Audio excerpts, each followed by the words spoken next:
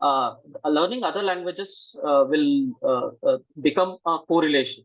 Okay, therefore this is the structure of a syntax, right, in C. And okay, this is in some other language. In Go, it is used in this way, right? But you'll always have to make one language very inherent in yourself, so that you can always think in programming in that language, right? So that I think is very important. And knowing another secondary language also I feel is very important, because it is either used in scripting, right? Either say you have a large output of log files, right, which you have got. You want to understand that log file, right?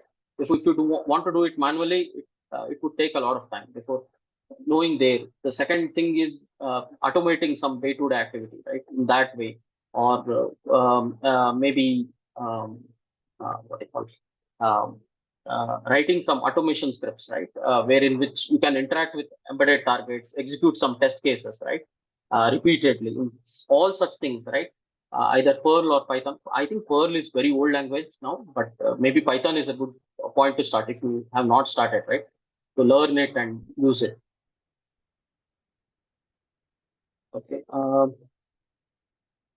Yeah. Next comes to the operating system. Harish, can you just repeat the first point also? Because Yeah, sure. my bad that I did not start recording. I just started when you were talking about the second point. Okay, sure.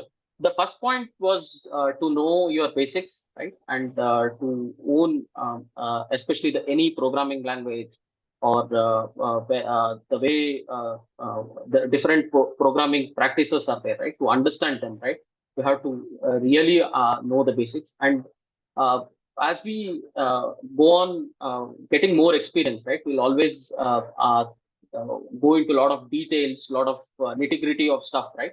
But we should never forget the basics. Okay, therefore we should have a constant effort where in which we actually relearn the basics, right, again and again. Therefore that was the first point.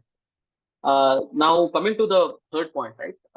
Therefore you need to understand both Linux and RTOS. Okay, in embedded, maybe 10 years or yeah, before 10 years Linux was not that much used, but now Linux is used most of the places in embedded domain. And the one main advantage, right, with Linux that comes is you have a lot of help online, right? There is open community first. The second is documentation and solving, right, becomes very easy.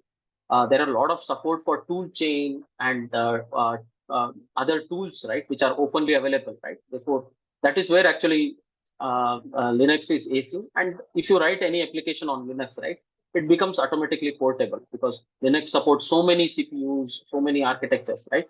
Therefore, your application can be supported very easily.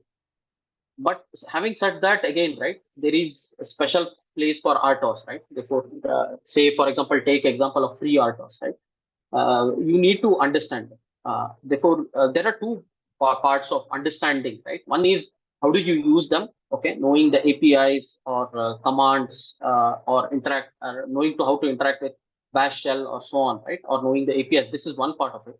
The other understanding is also you need to, even though we don't modify the Linux or RTOS, or maybe that is also part of the job, but still, right?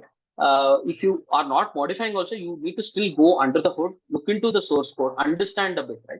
Before you, if you understand them, right, then you will write a better code on top of it. This is my point of view. Therefore, you need to always know about two OS. One is Linux and any other RTOS of your choice. Then again, right, just like a language, this is my point of view. Therefore, once you know Linux and any one of the RTOS, right, working on any other different RTOS is always by comparison. Okay, I know this. This is how it works. What is there in this particular RTOS in that? Okay. Next is, yeah, theory versus practice. This has been very important for me, that we need to expand our knowledge by learning, either reading books or good books, blogs, or LinkedIn posts, that way, right? Vamshi writes really good posts on different things. Therefore, theory is good, but the other part of it is putting the theory into the practice, right? So, what do I mean by practice, right? Therefore, you need to have what you call um, development board to play around with, either a Raspberry Pi or STM32, right? Any one of the boards. maybe better, one which can run Linux and one which can run a FreeRTOS kind of thing, right? And you need to, like, if you learn anything, right, you need to put them practice. Okay. For example, I'll give you an example, right? We all learn, and one constant question that comes is volatile, right? In C, right? What is volatile, right? Put that into practice, right? Write a program, right? Where actually putting a volatile is making a difference, and understand it, how it is working, right?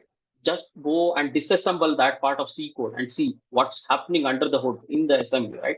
Try to understand that before one part is where you are expanding your theory knowledge, right? But solidifying with by writing a small program, right? Or having a small project, or writing on a hobby project, right? And solidifying whatever you have learned. I think that is very, very important. Therefore, if you practice and understand something, you will remember for a very long time, and compared to just reading a theory, right? That has been one of my learning. Okay, the next is going vast and in depth, right? So embedded is again a vast domain, right? So there is a medical electronics in it, there is IoT, there is automotive, there is networking, right? There are so many domains, right? And the vastness is huge, right? Then the other part is where you go in depth, right? Say, for example, you select one of the RTOS, free RTOS, and you like scheduler in that, right? Go into depth of learning about different types of scheduler, right? Therefore, this is going in depth. Therefore, I feel actually you need to have a right balance between going vast and in depth.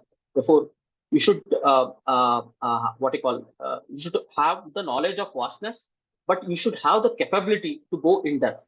You got hope you understand, right? You need to go deep in some particular 2 3 instances, right? So that you know that, okay, how do I explore in depth, how do I understand, right? So that it becomes your skill, right? Therefore, then your whole approach, right, will be very good. Therefore, you will have knowledge of everything, but you will have the confidence that, okay, I can go in depth into anything and understand, right, very quickly any one particular topic in half a day, right? I can go through the net, go understand it, read documentation, and quickly do a comprehension about it, right? Therefore, this becomes important. And what I felt is, as my career went, right? Okay, initially, yeah, I used to go a lot of in depth initially in my career, but now my expectation, as my experience has increased, right, has been vast. Therefore, my company expects that I know also the stuff which I have not worked on, because sometimes, right, I'm working on architecture or implementation of something which I've not worked on before. But we need to still take decision, okay, whether this is good or bad. Before, the whole idea is that your in-depth knowledge on some skills, right, will help you in making decision of other things. Before, the vastness, right, will come along with that. Okay. The other thing I always balance out is knowing about domain and technology, right? Therefore, I have seen a lot of my colleagues who are in one domain for a very long time, right? The entire of their career, right? They are in, say, for example, in automotive, there is an infotainment domain, the car radio, right? I've seen people who work only on the car radio, right? And whole of their career. And there is nothing wrong with that. uh, I feel actually having the knowledge of technology, right, is much more important, right, than that. Therefore, the technology can be reused across the domains, right? Therefore, this will make you a better programmer. This is my point of view. But again, everybody has, but I think you need to make a conscious effort. Okay. Uh, do I spend a lot of time in the domain and get expertise in them and grow my career? Or do you want to pick up the technology field where you can hop across different domains and still take your career? Right. This is one part of it. Yeah. The okay. Now slowly I'm actually moving away from technical and making more non-technical things. Right. Therefore, in my whole career, right, I think one of the very important skill I felt is problem solving. Okay. So this is very, very I don't know how many of you have got muscles in interviews and all, right? Therefore, this is the main reason. They try to see how good is your problem solving. Therefore, in and out, right? We are constantly in any company or any domain or any, right? problems have constantly been there. Some are tough, some are solved, easy, whatever, right? But problems are always there. Therefore, we need to have a right attitude to do that. That is the other part of it. The third point in the same sentence, right? You need to have a very good attitude. Therefore, whenever say bug lands or you or some problem comes, right? Always have a calm mind. Try to solve them, right? Try to go. Sometimes it doesn't even make sense when the problem comes, right? It is like it's just not possible. But as you spend time, right, you'll slowly realize that, oh yeah, okay, there is something in it. And as you put and debug more, right, then it becomes obvious. Oh, how did I not think about it in the end? But that persistence, right, and patience that you require for problem solving, I think that is going to help a lot. And another important thing is, in my career I've spent maybe 80% in bug fixing, root causing, and reading others code, and maybe 20% of my time I've spent in writing new code or designing, right? Therefore, that is how industry is. Therefore, we should also get adapted to that. The next thing, right, as part of the same is working with a team. Therefore, get rid of your egos, right? Don't think that only I am the one who will solve the problem. Yeah, you need to have confidence that okay, I am going to get involved, get solved to solve the problem. But teamwork is the most important thing. Okay, because as a company, right, they don't want people to alone, right, work in silos. Nobody wants that, right? As a team, they want everybody to participate. Therefore, interacting with the team, getting everybody involved, taking others' point of view, thinking critically, right? And somebody gives some input, right? You need to think critically. Okay, is it going to help me? Right? That becomes very, very, very important. And oftentimes in my evaluation, right, maybe yearly evaluation for hike and all, right? The most, I think, important thing that comes is how well this guy works along with the team. Okay. Always it's with the team.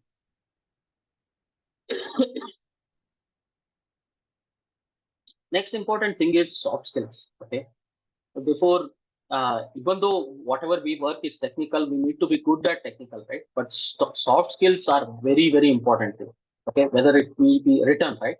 Writing the email, right? You need to know how to write a good email, right? It should not be very long, it should not be short. It should have a proper introduction, proper details, and proper conclusion, right? All these formats, right? You need to put a constant effort. Maybe go through. I don't know if Vamshi covers this, but right, do go through presentation or some articles, right, to how to do a good write a good email, because a lot of times, right, um, uh, knowing technically something, problem solving is one part, right, but uh, explaining it to others, right, in a proper way is also your onus. You got it, right?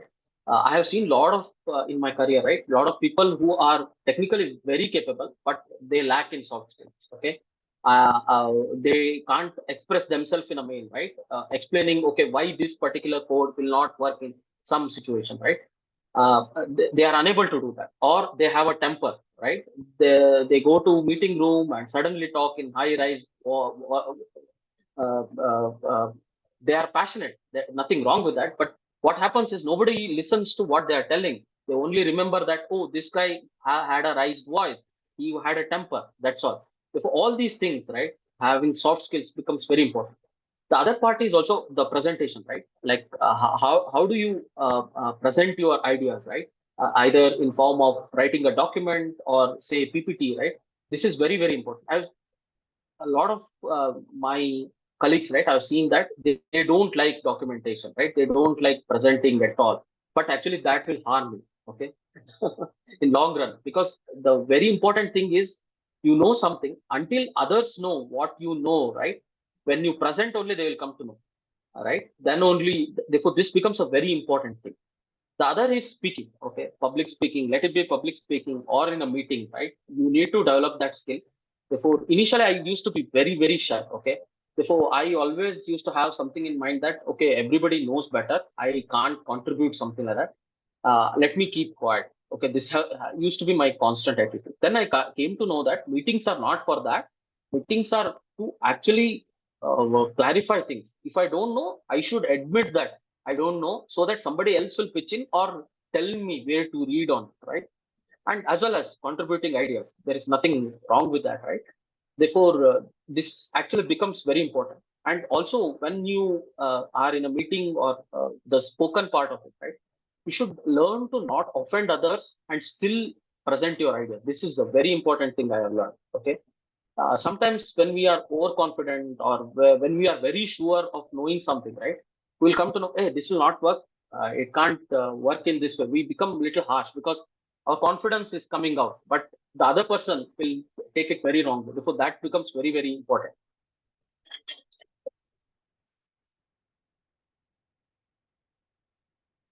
Yeah, the other thing is going beyond the assigned model.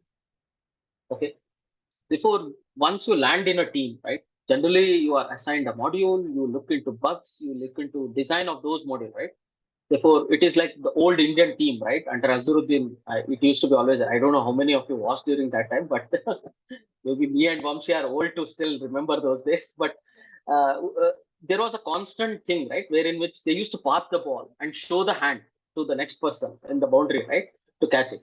Therefore, this ball passing is a common corporate culture. But what I found important is you pass the ball, but before passing the ball, right, go into the other module, see what is written because code everybody has access. Nobody is telling you not to look into, right? Go there, look into there. If you find anything, okay, where you are suspecting something, right, you assign that task to the other person, but tell, hey, I'm thinking that this might be the issue. Can you have a look? Or if you have a fix, you tell him, I have a fix. This is the point. Before going beyond assigned module, right? One thing that will help you is your understanding of the whole system, right, will improve. The second is actually you will also get interesting knowledge of other modules, right? And maybe, right, as you experience increases, maybe you will find that other module interesting and you can jump over it, right? Before that, there are a lot of added advantage going beyond the assigned module.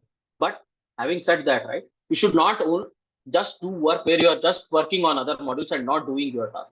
Then that again affects your thing.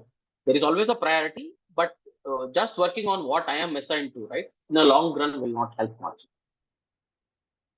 Yeah, same point, right? Continuing is helping others.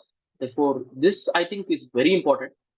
Uh, uh, Therefore, there is always a constant office politics, right, where everybody wants to guard their knowledge, not share and keep others, right? But I have felt that helping others and getting involved, right?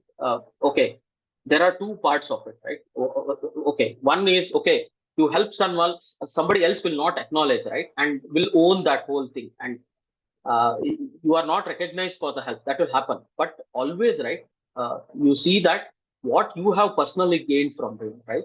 The main important thing that you will gain is two things. One is you will gain knowledge, right, by helping others, because sometimes, right, you will not get all the problems on your plate, right? It will be in somebody else's plate. Therefore, you will easily get involved in that. You will understand what is the problem. You will develop your problem solving skills. You will develop your teamwork, everything, right, along with that. That's one part. Second part is, right, slowly the other guy, right, will, whether he's a good or bad, whether he acknowledged or not, right, he will become your admirer, right? He will, next time when he faces any issue, right, he'll come back to you. Automatically, you will get more knowledge from him back. Therefore, this I have felt being very, very important, right? If you become closed, wherein which you are not helping, you are working in silos, right? Okay, you will be expert in that module, but you will not grow in your career. This is one thing I have heard. Next, again, right? This I think I touched upon, but having a good documentation and knowledge sharing, right, is very, very important. Therefore, this I think I'll tell a small story. Therefore, there was a person. Therefore, this is a story again told by one of my directors before. Therefore, he used to work on a library. Okay, library is where a lot of other application and a lot of other software make use of it, right? Therefore, whenever you write a library, right, you need to have a very good documentation. Okay. Therefore, maybe at the point of time, right, he didn't have good documentation, that particular program, right? Therefore, he used to get constant queries. Okay. I am facing this problem, what to do? I'm facing this problem, what to do? So many queries, right? And he's constantly disrupted in the work. Therefore, the same person, right, he approached the director with whom I interacted, and he told, okay, I'm facing this problem, what to do? So the director told this, you document in such a way that nobody comes back with the email. Okay. Or if they come back, right, you directly point out, okay, in this particular, say, wiki page or Microsoft Doc, whatever, right, go to this section or go to this line, you have a solution for it, right? Therefore, once you keep on doing it, right, you are no longer what you call it, just answering queries from others, right? Okay, you are, and you can really do other things which are more important, right? Therefore, documentation really helps with that. The second part is it also showcases your work, right? What you have done, the others will understand. That's one part of it. And the next, once you document, right, knowledge sharing, right, that also is very, very important. Therefore, you need to constantly share knowledge. The very reason, right, to share knowledge is you need to understand that particular module really well if you want to share knowledge. Okay, that's a very important part. Therefore, sharing knowledge internally also involves that you deeply understand it. Okay, therefore, maybe you take a topic and try to share a knowledge, right? You will understand it really well before you because you can't be superficial, because somebody will ask a question, right? You will not be able to answer. Therefore, if you are sharing knowledge on something, it means that you have really developed knowledge skills in them, that. And the other very important thing I have felt is, okay, sharing knowledge, sometimes I have got a very good feedback. Okay, my understanding was limited, and somebody else brought a very important point, right, which actually helped me myself grow. Therefore, don't think sharing knowledge that, oh, I'm giving all my knowledge away, but it's actually growing yourself, right? Going deep and understanding yourself. And the second thing is that, again, right, same part, just like helping others, right? People will recognize you. Oh, this guy is good in this. Let me approach when I have an issue. Then again, the same thing will continue, right? Wherein which they will approach you when they have problems. You will get problems to solve. Your understanding will help. Okay.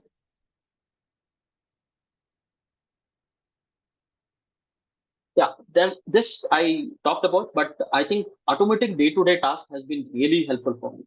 Therefore, let me give us again small story for this. Right, before in my first company, I think I had a teammate. I knew C language very well during that time because we had course in our engineering college, and I had done some side projects, and I was like full okay hardcore C guy at that time. Therefore, finally, I got some log files, a huge log file, and I had to pass it. Okay. Then, as a junior, I went and told team lead, I'll write C program to it. I'll do it like that and all. I wrote, it was around 300 or 400 lines of code or something, and it was doing its job. Okay. Then quickly, my tech lead, he understood this guy is not understanding what I'm telling. He quickly opened up, and at that time, Perl was Python was just his in infancy. He opened up editor, wrote that same code in 5 lines. That's it. I had written like 350 lines of code, doing all if else, check that, these error handling everything byte by byte, nothing. He just wrote a regex, everything is done. Okay. Therefore, that is when I understood actually learning a scripting language, right? And automating your day-to-day task, right? Maybe say you are giving some 5, 6 commands together, right? Put it in a bash script. Try to pass arguments to it. Try to make it like a command line arguments. And along with that, right, I also try to share it with other people, right? If I write something which is doing quite a big work, right, I try to share with others, and others take it and also share their inputs to it, right? Okay, we could have done this also, and it comes back to you. Okay, it becomes a synergy wherein which everything, right, is put together, and it becomes much better. Okay, therefore I highly recommend that you put your effort in learning Python, and also use it in your day-to-day activity, right, in automating some small task here and there, right? Therefore, the last point, right, in the lesson learned has been multitasking and time management. Okay. Before, I don't know how many of you have really thought of it, or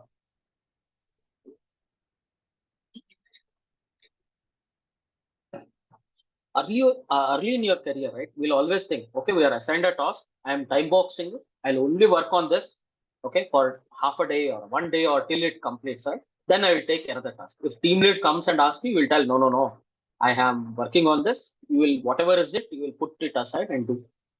But as you go more experienced, right, this won't work. Okay, think that you are a tech lead, and if somebody comes and approaches you, then you'll tell, no, no, I'm helping this guy. You come after afternoon, then only I'll help.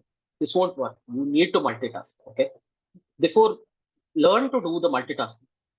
The way it has helped for me is, therefore, any work, right, any task is there, right? I generally make notes on that particular task. Okay, therefore I have one notepad, or in any of your favorite editor, right? I have one text file which is open, right, which has points, which will tell, okay, this is my task, or this is my bug, or something, right? And I keep on writing short notes, not like a huge information of this stuff, right? Okay, and I generally associate it with time. Okay, on this day, this I did. Before writing this, right, has helped me to. It is like, I think it like saving my process. Basically, when OS tries to do task switching, right, it has a TCB, right, a task control block, or a PCB, whatever, process control block, right. I think that as a PCB, right. I have everything. If somebody approaches me asking, okay, what has happened to this bug? Maybe I have worked 4 days before. I quickly open the notes. I tell, okay, this has been the last thing that happened. And say, for example, with respect to that bug, if I have a small code snippet, I have it right there. If I have some commands or output or a log file associated, I have right there. You got it, right? Having that context on that particular work together, right, is actually very helpful. Okay. This again comes back to my whole idea of documentation, right? This is not documenting for others, but for yourself, right? Therefore, this has helped me in multitasking and time management. Okay. Therefore, earlier I also was used to have an opinion that time boxing and working on one task, which actually will increase the what you call the quality of that particular work. Because the other inherent problem with switching is that, okay, you will forget something in the one of the tasks, right? And you are always in a constant what you call it, tension that, okay, I might be doing something wrong in that way. Right? But following a proper process in doing that, right? I'm not telling this is the only solution. You can come with any solution, but learn to do multitasking and manage your time well. Therefore, even though company will not pressurize you to work on multiple things, but if you work on multiple things, right, and work efficiently, then I think you will have a better chance in growing up in it. Correct? Okay, this has been my lessons learned part of the whole uh, discussion. I think I have taken more time than what I thought. The second part I want to concentrate is on the interview process, right? Preparing to interview, right? On that part of it. Uh, First and foremost, writing resume and having a good LinkedIn profile, right, is very, very, very important. Okay, and resume writing, right? Um, have one page resume. I would say. I think Vamshi, you help in writing resume. I think you will talk better on it. But I'll give my point. Maybe you can also input on these things.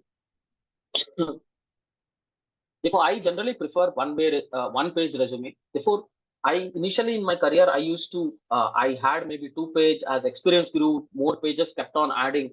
But I got this feedback from one of the, what you call, friend of mine who is a HR, right, who works as HR. And she told that their point of view, right, that was very good. They get so many resumes in a day, right, and they have to shortlist. They can't look at everything. If you are sending multi-page resume, they are going to go through the first page of it. At least have good information on the first page. The other pages might have a lot of information which will be maybe helpful in interviews, but right, the first page of it, right, has to be very, very precise, and is very, very important. Okay, and having a good LinkedIn profile, right? Have a good profile picture, which is not like your face is properly visible, all your work experience, everything, right, is properly mentioned, right? Have I don't know what is called. Is it a referral or something where others write a testimony on you, right? Have those also, right? Which is also very helpful. Um, yeah, this is on it. Next is coming to referral or applying, right? Therefore, in my experience, right, all the companies which I have shifted is via referral. Okay, I have applied, but all the companies which I have joined are via referral. Okay, the main important, I think there are some statistics also which tell that I think more than 50%. of the positions are filled by referral. Okay. Therefore, coming to the same thing, right? In interviews, how much you can have 3 or 4 rounds of interviews. You can know a person only to some extent, right? You can know his technical capabilities of others, right? But when it comes to referral, right, you know a person who is in your team who can vouch for the other person, right? This is a very important thing for any team or this one, right? Where a person is vouching for other person, right? Therefore, referral actually has its own advantage. Therefore, have a good networking, be in a constant touch with all of your friends, not just for referral sake, right? But really understanding what they are doing, or understanding their domain, what their team is doing, right? Because this really works. Okay. And as well, applying also works. I'm not telling that it doesn't work, right? But referrals are there. The other very important thing with referral is that you will have a person whose team you will be joining, or to adjacent team where they have referred, right? Therefore, you will come to know that what is a work like, right? He will be there after you join also. These all small things, right, will actually give you more confidence. But apart from that, you can apply directly either to their. I have got calls where I have directly applied to their website, and also from LinkedIn also. I have got a lot of calls for interviews like that. Next, very important thing is preparation. How do you prepare, right? First and foremost is whatever you write in resume, right? You need to know 100% of it. Okay. Therefore, whenever you give in the interview, right? Therefore, all the interviews are they at least one round is where your work profile, right, will be interviewed on. Okay. They will try to see that how well you know what you have written. Okay. Because sometimes what happens is what knowledge you have worked on to the job what you are applied, right, might not have 100% mark, right? You still have embedded experience, because I have shifted domains a lot, right, wherein which I had this constant issue wherein which my domain knowledge, right, the other person doesn't know.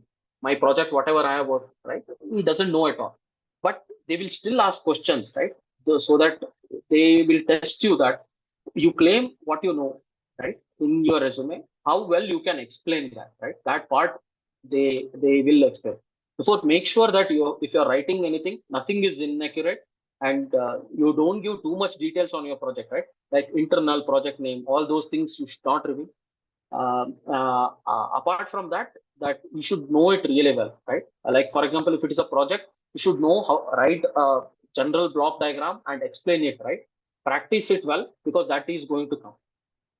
The other part of preparation is you will generally have a JD, right, for any job you have applied, right? Therefore, try to understand all the topics with that JD, right, purposefully, because they are expecting that you are going to work in them. You have to prepare on that part. Apart from that, brush on your basics, algorithms, data structures. These are very important. Go through them. You can solve a lot of data structure algorithm problems in website like LeetCode, HackerRank, Geeks for Geek. Go through them, right? And if you have made notes on the what you call different things you have learned, right? Go through those notes. Prepare well. Therefore, preparation is very important. Okay. Next, coming to interview formats, right? Therefore, generally, when you apply for any role, depending on number of experience, either you will have 3 rounds or 5 rounds or more than that. As your experience is more, I think number of rounds also will increase. But I want to comment on the general format, right? Before the first round, right? Either if it is a return or is always a elimination first round. Okay. In the first round, what interviewer tries to do is, okay, try to understand what is your work experience. Is he a fit to the company? That one part of it. The second part of it is they will ask some basic technical questions. So here it is like they are trying to see, okay, if he can answer basics, is basics, because they don't want a person wherein which they have to teach basics back to him, right? Because the basics is something that they assume, okay, this person really knows. Okay. Therefore, you have to be, it is more of an elimination round where, okay, if you say, I used to ask, I have taken a lot of interviews before. I used to ask simple questions on macros. Therefore, if somebody fumbles on macros, right, it is a red flag for me. That's it. Okay. I'm not going ahead with this person. That's it. If we ask the next question on pointers really well, right, it still doesn't matter to me because macros is gone in that way. But the what you call this is the first round. The other rounds I feel are more like selection rounds, right? One of the round will go through the domain knowledge what you have.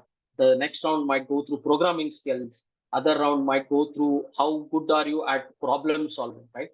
All those things. Therefore, generally they have a format. Uh, Almost all the companies, right, will have the format, and they will pre-decide among the interviewers, right, what they are going to target and understand, right. Therefore, be prepared for all of them. And of course, there will be managerial rounds and HR rounds where the common questions, right, that will come. And very other important thing I feel is actually uh, about confidence, right? You should have good amount of confidence. Okay.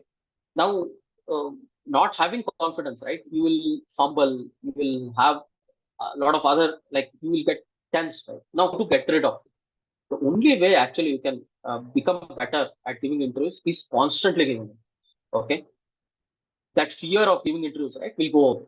Okay, you keep on giving interviews. Okay, uh, uh, uh, you will come to know that what kind of questions will be asked, right? All those things, and slowly your confidence level will increase, and you will become better at.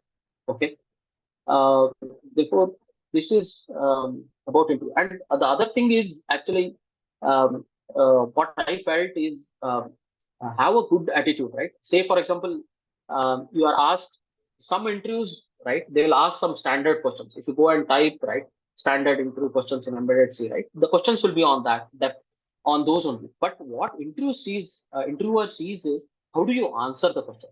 Okay, what depth you have understanding on that question, right? Again, the same thing comes back, theory versus practice, right? They will easily able to understand that, okay, have you read about it or have you used it, right? Say, for example, when somebody asked me about volatile, right, which I just touched about, right, I gave the example. Okay, in such and such project, in such and such driver, okay, I faced this issue, and when I made this variable as volatile, it worked. Okay, I'm proving them that okay, I have a past experience where I have worked on it. So this also becomes very important, right? Whatever the questions is there, right? If you can correlate to your learnings and your past experience, right, do that. That will be very helpful. Okay, yeah. The other thing is post interview, right? Therefore, once this is when I give interviews, right? When I come out of the interview, I write down all the questions. Okay, I used to write down all the questions, and also I used to know okay what are the answers I thought about it, right? And I used to go and Google search, right? Understanding did I answer the question correctly? Okay, and I also used to discuss with my friends. Okay, this was a question asked. This I answered. This is very basically like knowing what you have understood, right? This is very important. Sometimes, right, we will come out of the interview thinking that hey, I've answered everything, I've done really well, but next round we have not got selected. Okay, because we will be thinking that oh I have answered everything, this is my knowledge. Sometimes some things might be incorrect in that. Therefore, post interview, right, spending time in answering what answers were there, right, and that becomes very important.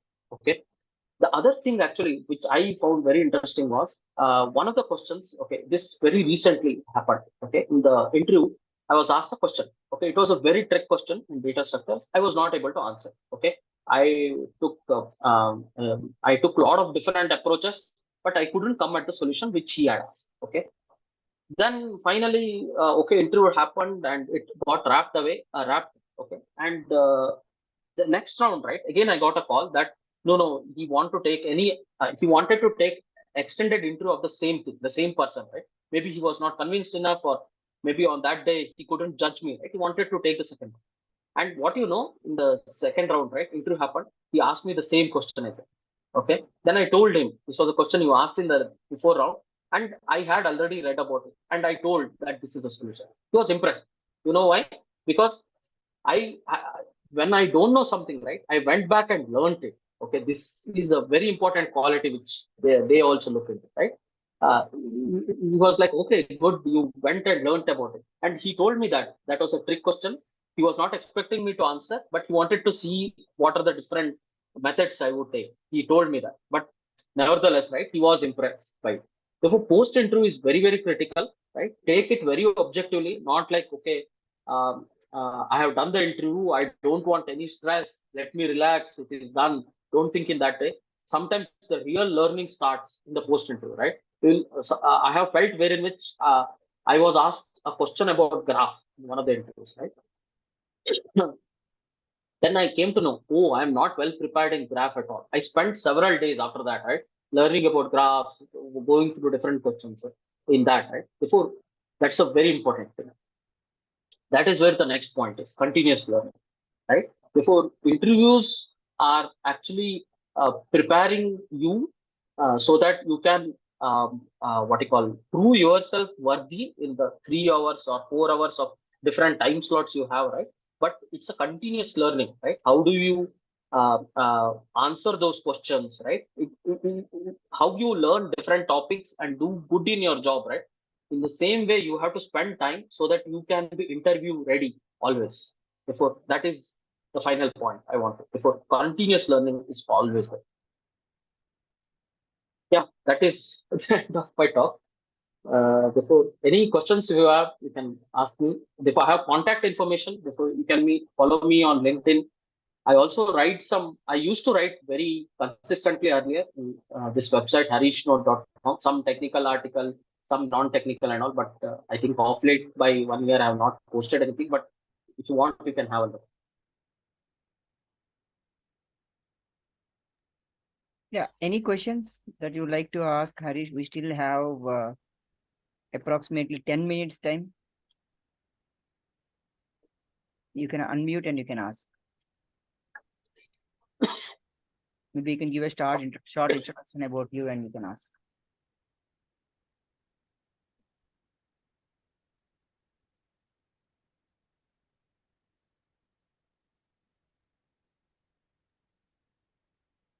Okay, how many of you felt this session to be loaded, that is loaded with a lot of valuable information? Type yes in the chat box. If you felt that this interview is something, man, it has blown my mind away, understood really what it is. Great, great, great, great. Yes, yes. Okay. Each one of you now type in the chat box what you remember. He mentioned so many lessons and also many points around interviews. What is that point which is now top of your mind? Either in his lessons or anything. Karnika, don't play safe by saying continuous learning. It was the last one. Something different, the lessons learned. Interview process, any one point that he has mentioned as lessons. Documentation, yeah, documentation, knowledge sharing. Okay. Why do you think I asked this question? If you are preparing notes, you just have to refer the notes and just type that. If you are making a note of whatever, because I made a note. I made notes of what. Okay, thank you, Karnika. Theory versus practical. Yeah, that was a good one. Anything more? Improving problem solving skills, Ravia, yes. I know Arul was making notes. Domain versus technology, very good. Basics is very important, yes. Great.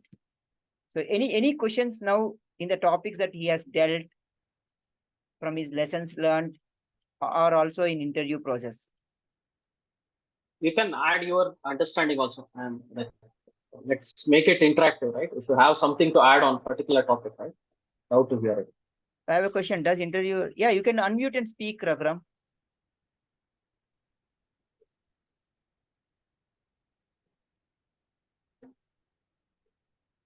So Raghuram has a question saying, I have a question. Does interviewer really look for stability in career? I have come across this point quite a lot of time from interviewer. Yes. Therefore, okay, let me answer right in a proper way. Stability is important. Therefore, you need to have like whenever the resume screening used to be done, right? Especially, I have interacted with a lot of managers. Before the frequent switches, right? It's always a little bit of red flag. Okay. But having said that, right? If you have one experience, right, wherein which you have stayed for 4 or 5 years, right, that will always show stability. Okay. Because sometimes when you change company, right, you don't okay, there is a job description, you know what kind of work it will be. But when you join, right, you will feel that you are not resonating with that particular job, right? Or it is not what actually was written in JD.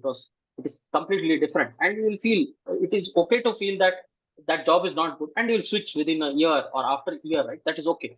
But you can't do it all of your resume that, right? But if you have one instance where you have worked for 5 to 6 years or around 5 years, right? Then if this question get asked, right, why did you switch company, right? You always have an answer very easily. I've stayed in this company for a long because the work was really good and I grew up in my career. But okay, in this instances, I had these problems. That's why I left. Okay, that's totally acceptable. But if you have in a resume where every year you are changing, right, that is a red flag. But it's not that you will not be called for interview or something, but have a very good explanation of why you did that. At least.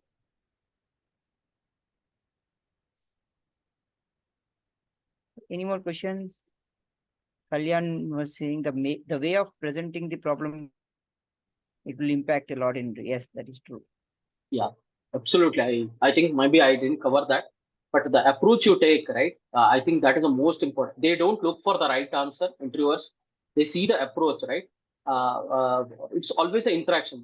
You will take approach and they will tell, okay, this has this problem. Then how do you overcome with a different approach, right? How do you come up with solutions, right? You're thinking, right? And they also see that you never give up. That also is there. Sometimes, right? You will in interview, right, when you are answering, right, you will feel like fully frustrated at okay, why this interviewer doesn't go to the next question. You will feel like that and you will give up telling I don't know like that, right? Don't do that. It should be the interviewer, right, who gives up and tells, okay, let's move to the other part.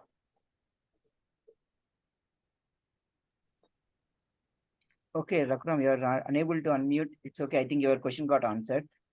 So Bhargava is saying, I am having 2.5 years experience in IT industry. Will this experience is used in core company or as a fresher? I consider. Yeah, experience is always important. Therefore, it is always considered. Okay, maybe if you change domain or something like that, maybe, but still, right, any IT experience, right, will always be considered. I don't think so. You'll be considered as a fresher in that way, point of view, right? Okay. I have few points to add because I have, and before that, I would like to say a small story or a quotation that we all know that birds of same feather flock together. And it has been almost, I should say, 8 months, then 3 months, then almost 5 years that I have met in person, Harish. But still, you see, I'm in constant touch. One way or the other, I was going through his website also, which goes to say that like attracts like. When he was saying that I used to make notes of multitasking, I was exactly seeing those notes I was preparing and they are there on my desktop. Those sticky notes. Now Windows also application, Windows has that sticky notes. So I used to keep all different colors of sticky notes that, okay, these are bugs, these are documentation. And I used to be a champion and I used to run behind people for documentation and people who are doing projects with me, Bhargava and other people, I was literally sitting on their head, right? First document what you want to do. So now I think people are realizing why the resume, I emphasize so much on in the first month that we let us get the resume done, let post every day on LinkedIn. Can you all people connect the dots? Type yes in the chat box if you resonate that why I am pushing those things even before we get into the project's execution in the second month. That in the first month I'm saying get the resume done, get the resume done. And he mentioned very important point that 80% of his time he was spending on fixing issues, reading someone's code, and 20% And this is where in the last session also we had this understanding that with chat GPT coming in, the 20%, at least for embedded people, is going to be at least 15%. But for domains which are in IT like JavaScript or something, chat GPT is clever enough to write code. But chat GPT cannot write that device driver to manipulate the 6th bit in the register. You have to give a proper prompt, but still the bridge, the address, the anything that the driver is very much special in its own sense. Chat GPT can't do anything. That's a good news. A small amount of bad news that chat GPT over a period of time is becoming intelligent. But yes, embedded engineers job, it can't take. Application engineers, yes, it may take. But 80% anyways, we have to debug because there are products out there and we have to support them. How many people have now feel that, oh, I have chosen a great career being in embedded systems. At least I know for the coming 10 to 15 years, I will be untouched by so-called that AI revolution. How many of you feel that? Type I in the chat box.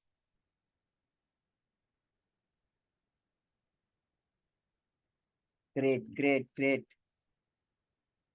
Yes, these are my reflections. I made a lot of points and I have actually so much to even talk, but we are running short of time. Overall, excellent thing. And I repeat, Vamshi, I think there was one question. I think Kaushik, I think he yeah, Kaushik recently. has asked a question. Yes. What is the back-end process of referral application? Yeah, please. Therefore, referral, how it works is you know someone, right? Or you know someone who knows someone in that company. Therefore, you send your resume. Therefore, all companies will have their internal website, right? Their referral website, right? They'll go there, put your details, or upload your resume there, and that is how it begins. Okay. If it is to that some particular team, right? They personally go and talk to the hiring manager, right? Telling that so and so is the person I know, right? Or they will send an internal email to them, right? Asking.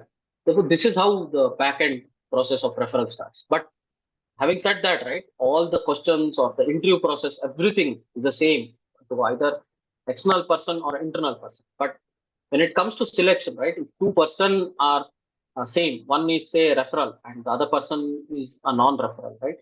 I think I would prefer referral because there is a person who knows him very well, right? Which actually adds value. Yeah. So Kaushik, I hope your question got answered. So Mumal is asking what approach should I use to initiate getting in for interviews?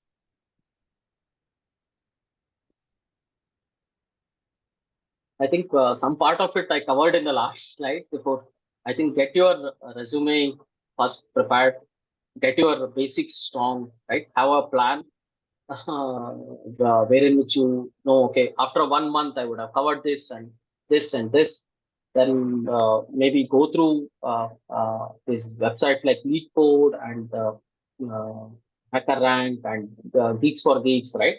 Try to solve problems for whiteboard coding and other things, problem solving, understand domain really well, right?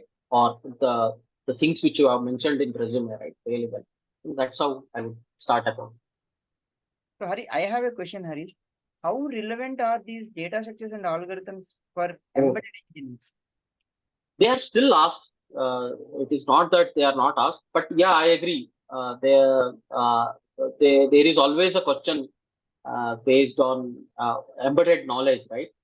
C programming and all. But still, there are data structures. And again, right? Same thing. How do you solve problem, right? They want to see problem solving in programming, right? Data structures and algorithms are the common places you'll find questions there, right? They want to see you have a problem, right? How can you translate it into programming? This is what they see. Okay. How do you understand a problem and how do you convert that into programming, right? How well can you code? That is what this is. It's not actually about data structure and algorithm. If you see in some way, right? It is like how well can you translate the problem into the programming domain that they look into. Yeah, that's a very abstract way to do that. I also actually tell people that at the end of the day, it is an exercise to provide a solution to a pressing problem. For Yes. that, now you choose that I have to use a arrangement of data which somebody somewhere named it as tree. Let it be, but you are good enough to solve it. That so there Yeah. are some established things and approach. But yeah, then the embedded engineer can actually talk about the limitation of space and whether a tree data structure will really fit in the memory, or do I have to go part by part analysis of something. Yeah, these are all other trade-offs. Yes. Yeah. Great. So if there are no questions, heartfelt thanks from my side, Harish, that you have spent your time. And I think in 4 to 5 days, I think you took time off from your busy schedule, prepared this presentation for this wonderful audience.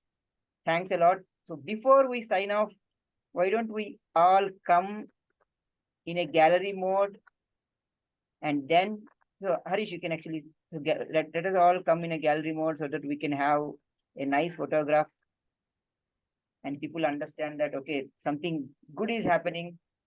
The tech talks are benefiting people. Kaushik, Bhargava, if possible, I saw your message. Mumal, Shastri.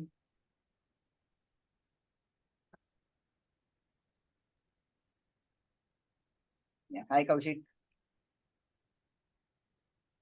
Shankar, Kalyan Kumar. So I have put message in the chat also that people who are first timers, please drop in your details for me.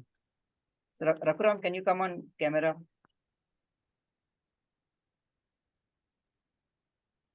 Hi, Mumal. Hello, sir. Hi.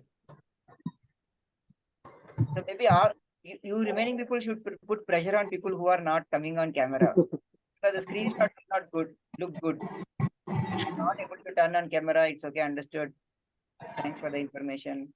Kalyan, Shankar, Shastri.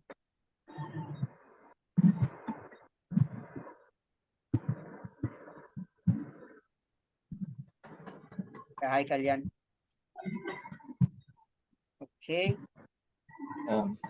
Hi. Shastri, possible for you to come? Yes, you can go. Okay. So make a bright face. Have a bright smile. Tomorrow it's going to be the LinkedIn post. So you want to show your best face to the outside world. On the count of 2, 1, let us go. Thanks a lot. Thank you very much, Harish. Yeah. Thanks. So this will be uploaded in the website, and the subsequent videos also will be available as a playlist. You anyways got contact details of Harish, so please be in contact with him. Tomorrow you can send your resume. He can be your referral. Yeah, sure. Yeah. Okay, then thank you very much. I wish you all great weekend. Sunday is still there. Signing off. Thank you very much. Bye. Bye, sir. Thank you.